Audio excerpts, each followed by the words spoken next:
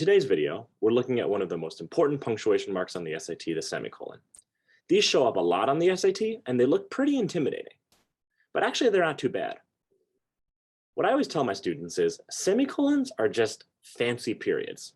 Now, that sounds kind of silly, but basically, whenever you can use a period, you can also use a semicolon. And we use periods all the time.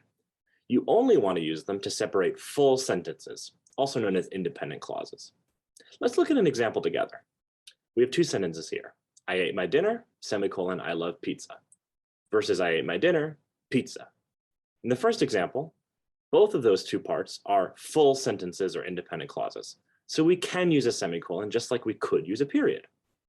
But in this second sentence, I ate my dinner is a full independent clause, but obviously the word pizza is not. That's just a word. So we wouldn't want to use a semicolon here. We could use a colon here, which more broadly introduces information, but a semicolon or a period would not be appropriate. As you can see, this is a pretty simple test to see when to use this tough punctuation mark. Let's look at a real SAT question though.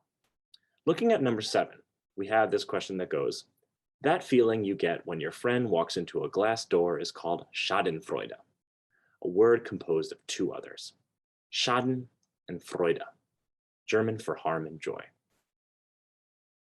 Now, this is a great question for semicolons because a semicolon shows up in choice A, choice C, and choice D. We can put to the test, would a semicolon be appropriate here by asking ourselves, would a period be appropriate here?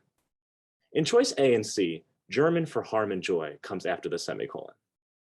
Sadly, that doesn't work because German for harm and joy is not a complete sentence. It's not an independent clause. So we can eliminate A and C.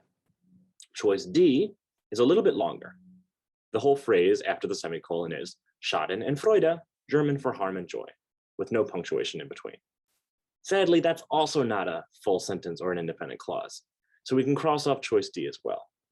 A semicolon doesn't work in any of these choices because the last part of the sentence doesn't have any independent clauses.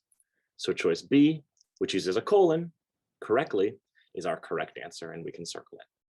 As you can see, on a question like number 7, when you get a lot of semicolons in different choices, you can use those to either pick those choices or eliminate them. So keep an eye out and good luck.